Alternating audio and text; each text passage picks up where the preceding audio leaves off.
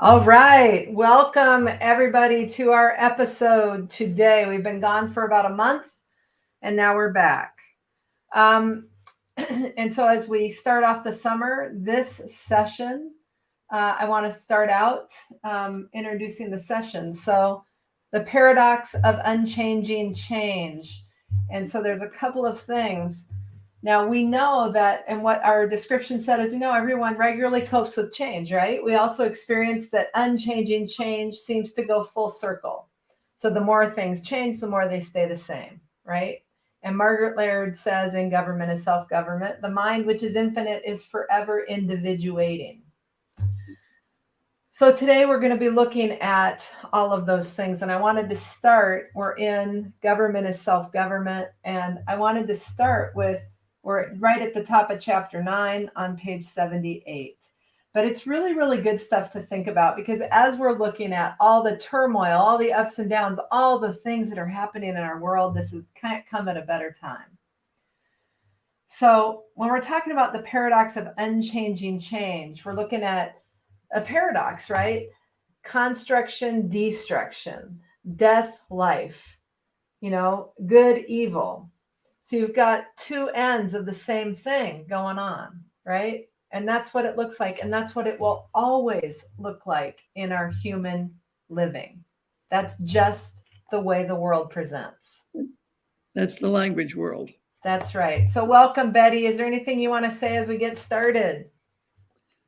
Yeah, I think that one of the things that change offers is the opportunity to let go of the same old, because we tend to live ourselves as if we were the same from one moment to the next. And the fact is that we're not. Every little molecule is shifting all the time. There is no way that any of us are ever the same from one instant to the next. But there is a kind of a lag in our perception as human beings, and we don't see those minute little changes in a way that have us really understand this point. But the fact is that you are never the same from one moment to the next. So you don't have to be concerned that you're stuck in some terrible mess and you'll never get out of it. You're out of it immediately. Right. You don't allow yourself to be out of it. Right, because we play with it in our head. And the markets are a really good thing to look at right now because it's like, oh my God, I just invested. Oh my God, I'm going to lose everything. And so you sell at the absolute worst time. And as I was watching a video today, it was like, if you look at the richest people in the world, if you look at them, they aren't traders. They're people who just held. And they could have at any point in time saved themselves from losing 80% of what their portfolios had, but they just held. And things come, they go, they come, they go, they come, they go up, they go down. And the whole thing with all of that is it lets you know you're alive. Yep. I Think know. of what a flat line is. I just want things to be the same, just a flat line. And what that is, it means you're dead. So what you want is you want that. That's life. That's life living. So you want to enjoy it and embrace it. And the real gift is what Betty just said.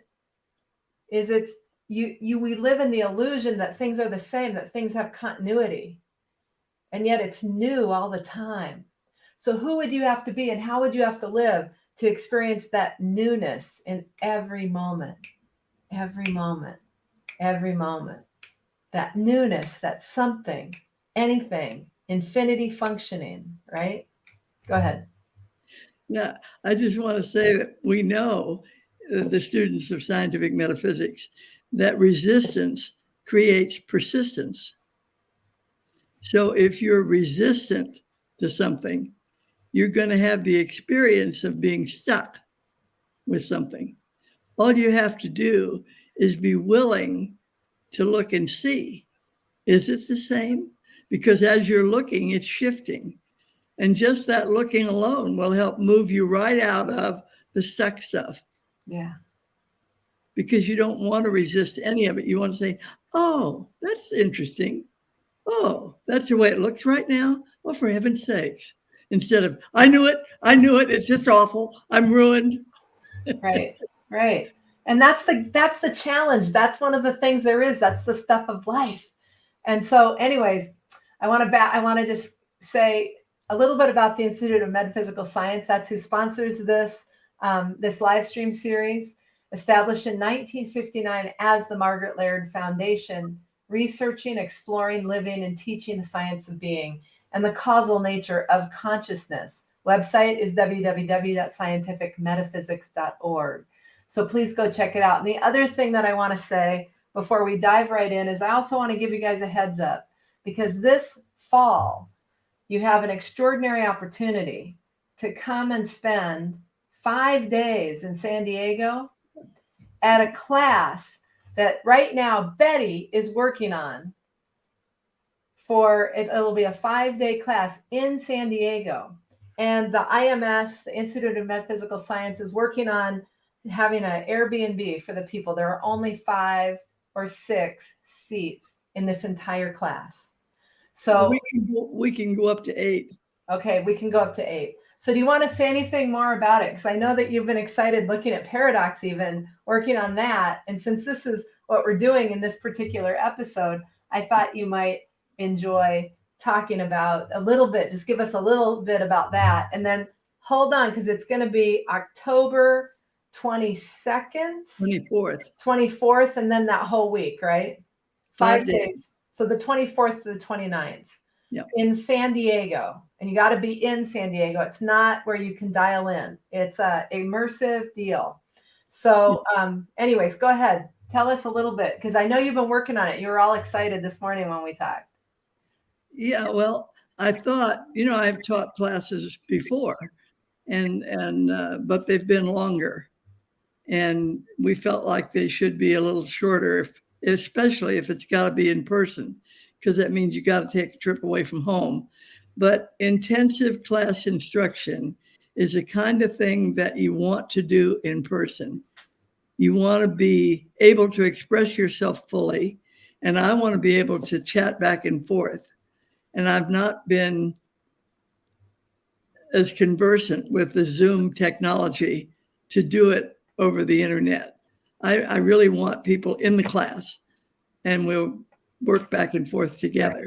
So let's talk about the paradox of unchanging change and what you're seeing in some of it as you're preparing for this class. Just a little snippet, a little snapshot, a little something. And for those of you, just put the dates on your calendar. If it speaks to you, again, it's going to fill up. There's only 8 spots. So go ahead, Mom.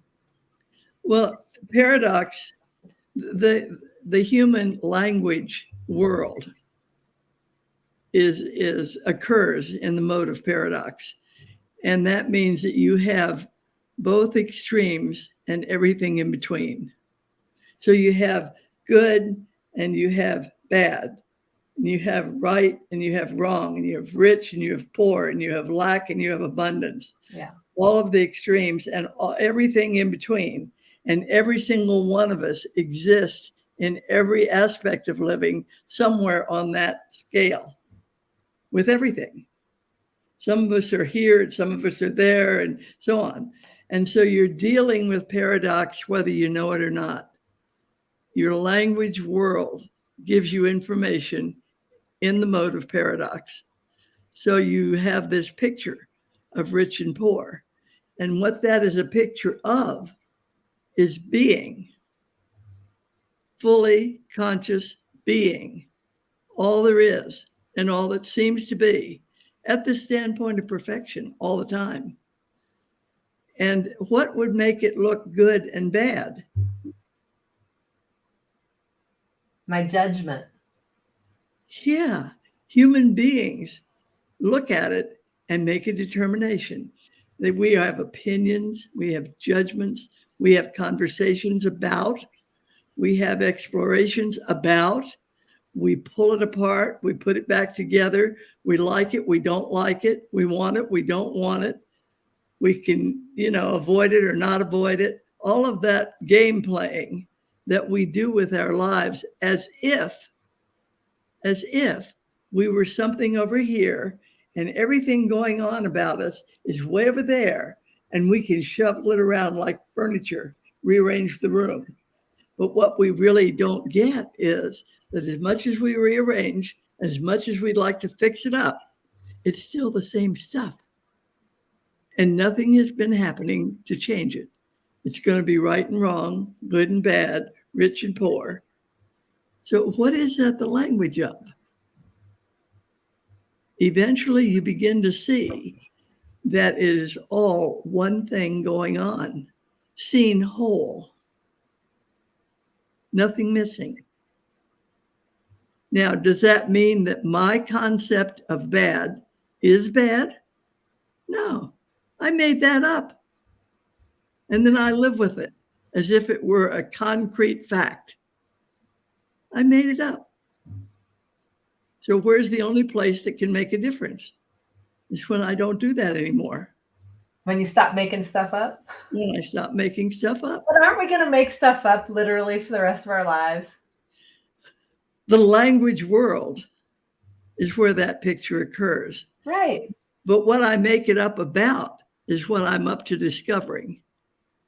The thing is, there wouldn't be anything to make up a story about if reality were not present, perfect, whole, complete right now. Yeah. Okay. Yeah. Very good. All right. So that gives you just one little snippet of one little subject that'll be covered during that intensive. And there's some very fun things that are going to be happening. So anyways, let's move along here. Yep. So our first quote from Government is Self-Government on page 78, 79. That's the top of chapter 9 for those of you who have this book.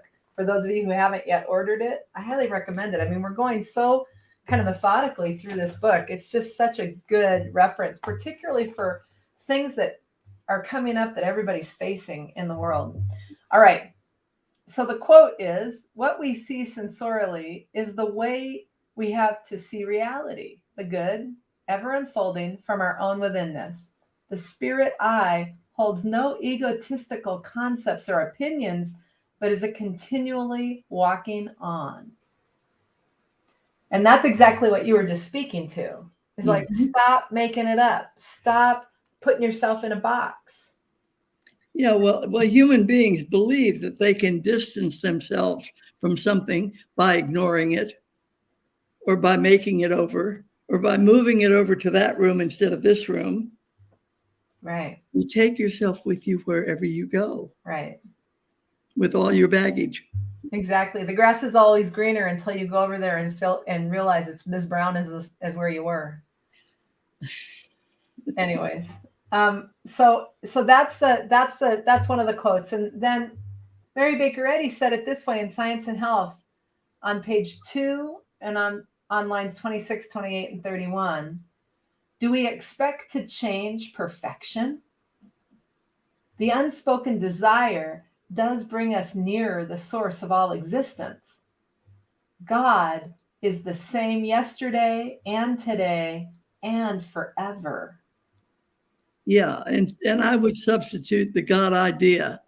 You know, I don't like this God thing that you get a referent and you're thinking about, and you think there is a thing there called God. Right. But the idea of perfection, the idea of consciousness, the idea of love and of life and of truth and soul and spirit.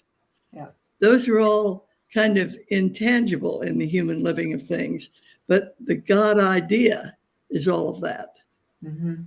And that is something that's never anywhere distant from each one of us. It's right where we are all the time. The full God idea, self-expressing, is what I live and move and have being as all the time. Yeah. So perception is reception.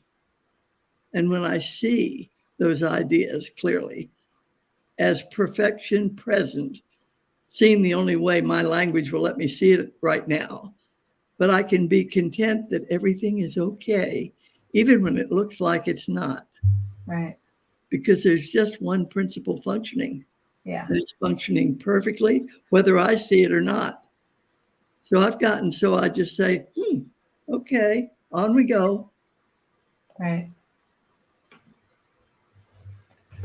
And in Mind is the Athlete, in your book on page 160, you say, or you wrote, life maintains its own perfection, its own truth. This fact demonstrates in the human language arena the disposal of contrary beliefs and judgments. Yep. And by disposal, do you mean they just don't even exist, or do you mean that you can just allow them to be and they go on their way? Well, beliefs don't exist, do they? Right, but the disposal of contrary beliefs would say that what am I disposing of? The belief. Okay, so then it exists. If I have something to dispose of. Well, it's the language that doesn't exist, but it's the language, my unique way of talking to myself. Okay. All right. Okay, cool. Anything else about that? No.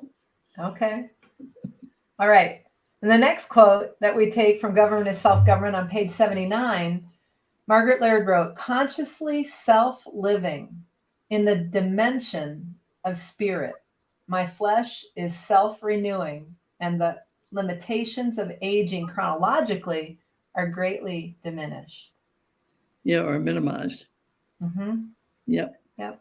And I loved Margaret in her book, Christian Science Reexplored. She says that overcoming age is not renewing youth, but it's going into new territory, new areas that history is not yet recorded. Right. And that's like the original thinking that happens when you really become idea conscious. Right. Well, what's very interesting is, and I want to pursue this a little bit because it's something that you and I spoke about before we left San Diego. I think I spoke about it with you before we left San Diego. And I got to thinking as I was working on my morning pages one day, and I thought, when you meet people and they find out your age, they're always like, you've got great genes. Now, you guys, many of you know this, many of you don't know this, but Betty just turned 95 and we had a birthday party in San Diego for her. And most people who look at that go, oh my God, you have great genes, and then they look at me and they go, well, you come from great genes. And I think if infinity is functioning and you've got idea consciousness going on, what's the distinction? And even to the point that you were asked about it when you went in for a procedure recently, and the gal that was checking you out to make sure you were all set to go, she looked at you and said she couldn't believe that your age was your age. What do you do? She asked you. And it's this idea consciousness. It's engaging. It's being the world you walk through. Yeah, I have to tell you that my attention, most of those years, if you want to look at it that way, was not on that. Yeah. I paid almost no attention at all. I get more attention now because everybody else makes a point of saying something. I know. Nothing has ever had my attention. Right. But then they want to know why. And so they attribute it to all these things that they look out in the world and say, well, it must be this, it must be that, it must be this, it must be that. That's because we weigh everything in the balance of our perception.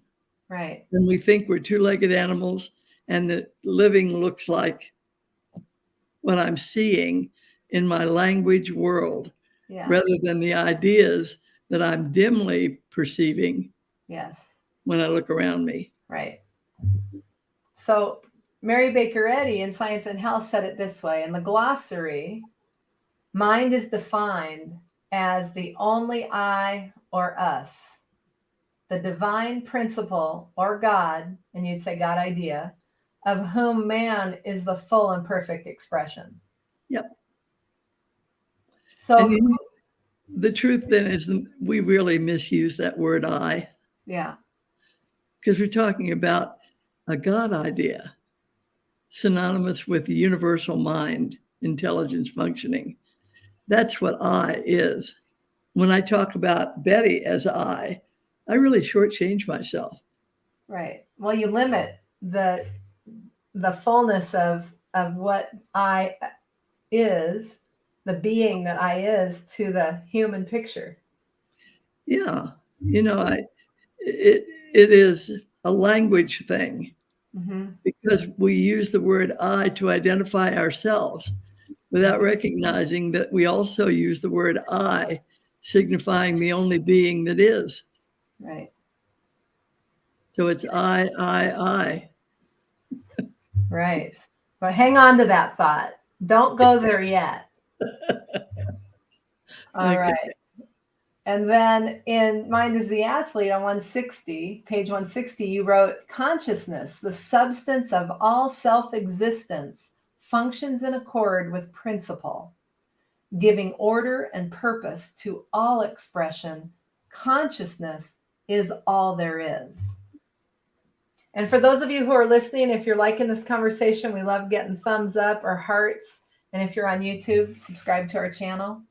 And that would be great too. So anyways, so anything you want to say about that?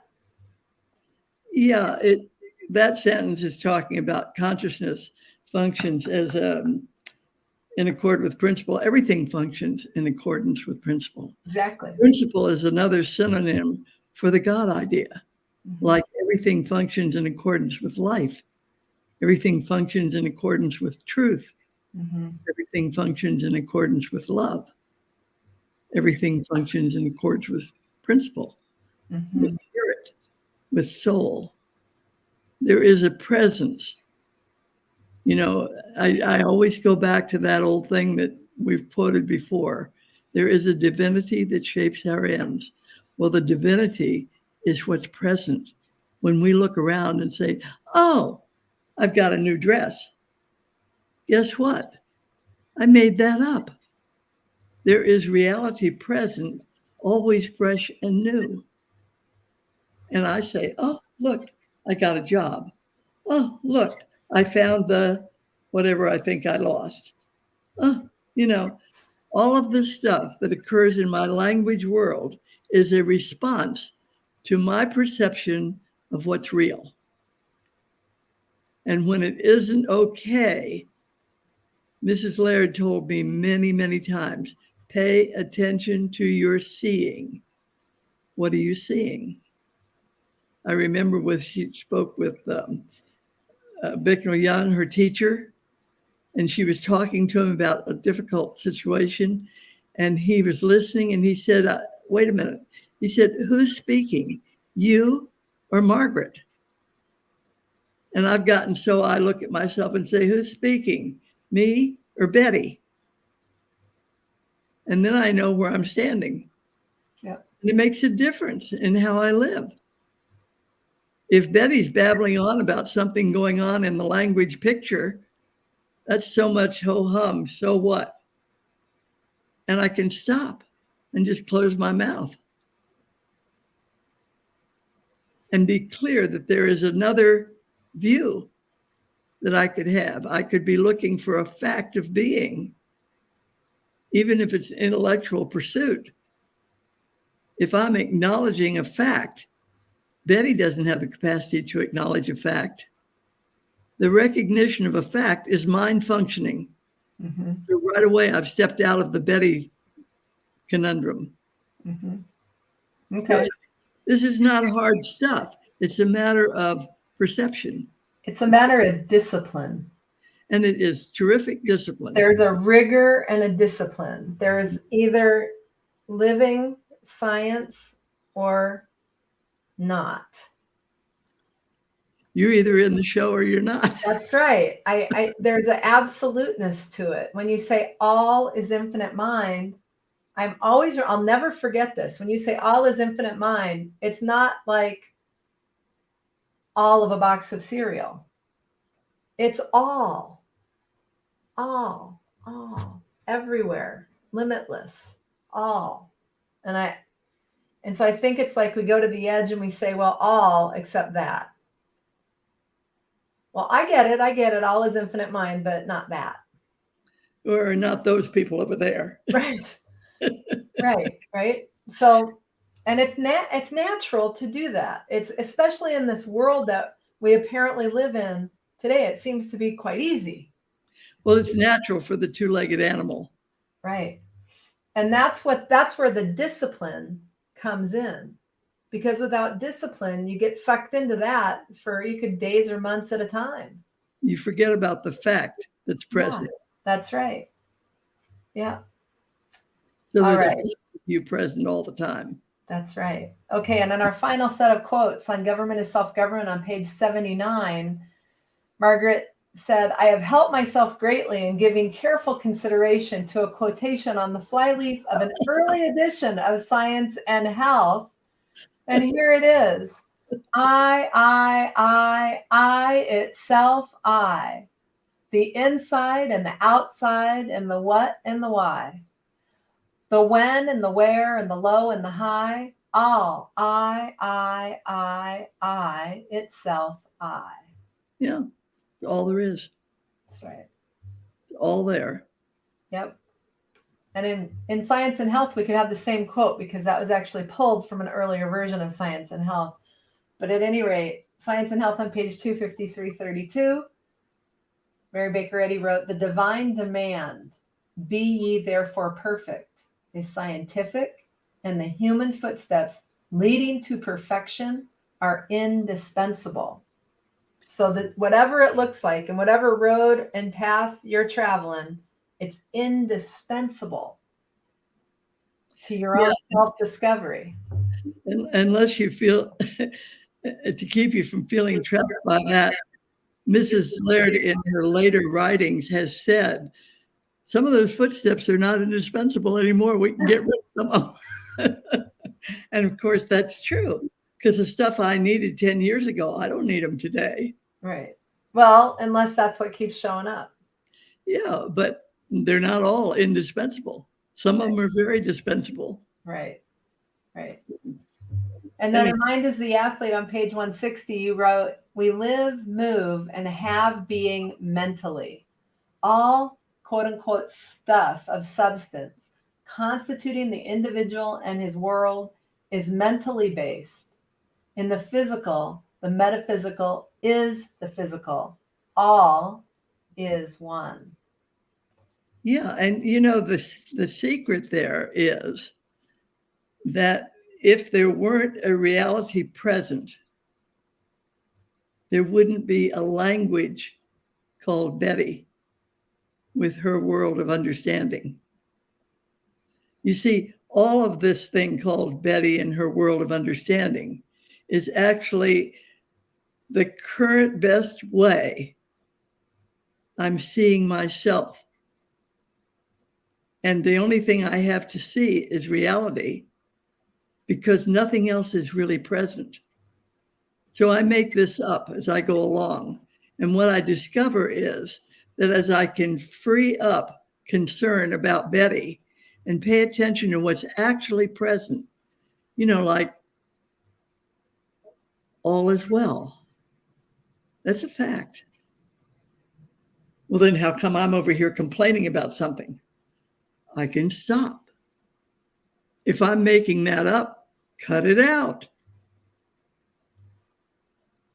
Cut it out. You'll be amazed at the shift in your life. You do not have to go along with your point of view. You can say, oh, what a view. Woo, how can we fix that? And then you think, I have to fix it. And the truth of the matter is, no, you just have to stop believing it. It disappears when you don't believe it. There you go. All right. Mind.